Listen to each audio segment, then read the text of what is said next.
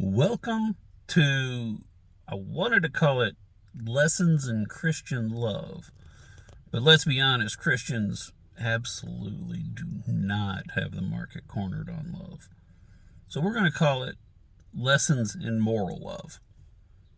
Now, all the numbers that I'm going to be spouting here are from quick Google searches. This is not science. This is not coming from an economist. This is just simply doing some quick Google searches and doing some rough math in my brain. So, having said that,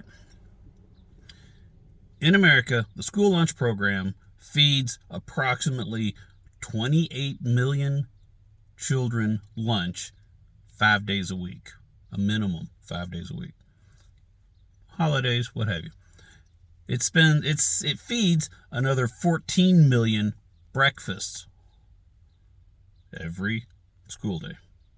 And I think some of them have weekends and non-school days and cover through the summer. I know for a fact some of them do this. I'm not going to take that into account. I'm just going to say 5 days a week. 28 million lunches, 14 million breakfasts. Now, in America, we have 176 people that are worth a minimum of $10 billion. If we assume, this is maybe a bold assumption, if we assume that those people are going to make $1 billion in a year, I don't think that's irrational. Maybe I'm wrong, but let's just assume that they did. This is just 176 people. And they are all worth $10 billion. Some of them are worth $400 billion. If these 10 people were taxed at 50% of their income, I'm not even going to go into the fact that it's a gradient and that the 50% mark would be at the highest level and only the money that is earned above that highest level. We can talk about that. But let's just say, for grins, that the $1 billion was taxed at 50%. Now, if they are taxed at 50% and they spend $500 million in taxes, then 176 divided by 2 is going to be $85 billion. Okay, now we have $85 billion.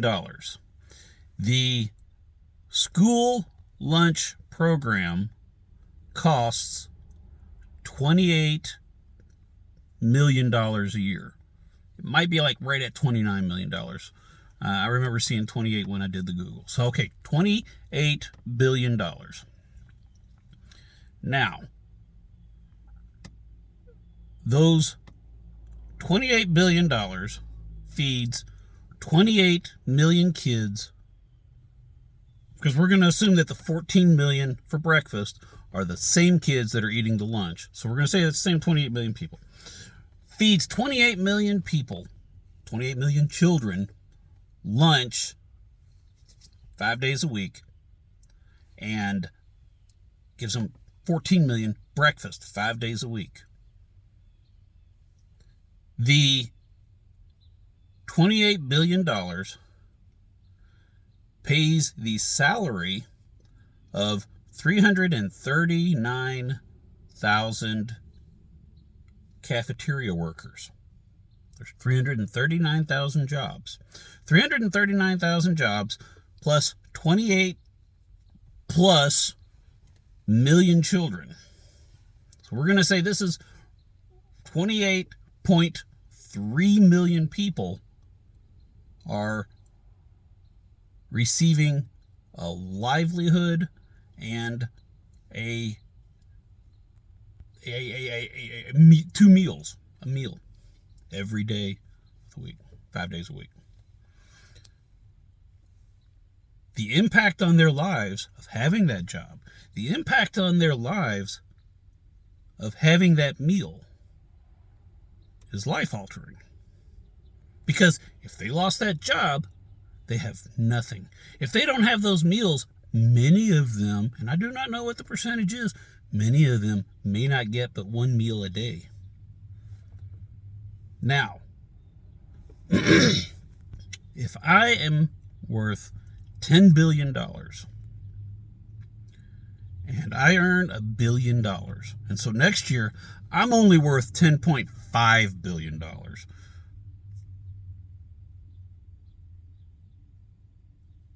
What do you think is the difference in my life, in my lifestyle, in my day-to-day workings? What is the difference to me? How big, how massive a change is it for me to not have an extra $500 million? And this is excluding tax write-offs and loopholes and investments that are going to have returns. This is just saying I have money that comes in, I have money that goes out, and I don't have any other impact on that money. It is all strictly that. What is the impact on me? What is the impact on them? Now, there was somewhere else I wanted to go with that, but I don't see how I, as a Christian, could be mad about that. You'll hear your right-wing pundits repeatedly say things about people should not have to give up their hard-earned money. I'm going to venture a guess. I could be wrong on this, but I'm going to venture a guess that of those 176 people, roughly 0 of them get home from their second or third job and can barely get into the shower. Their back, their arms, their legs, their feet killing them. And they wash off the grime that is covering their body, or the grease, or the fish smell, or whatever awful they've been working in. And they stand there and they wonder, how in the world are they going to have the strength to go out in the kitchen and fix supper for their kids, for their spouse, for their parents?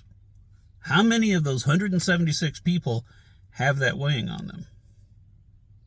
And how many of the parents of those 28 million children do feel that way? So,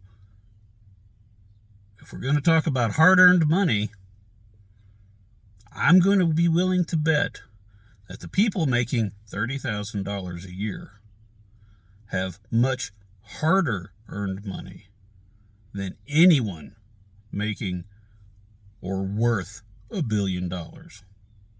I can't imagine a world where that is not true. And that's today's lesson on moral love.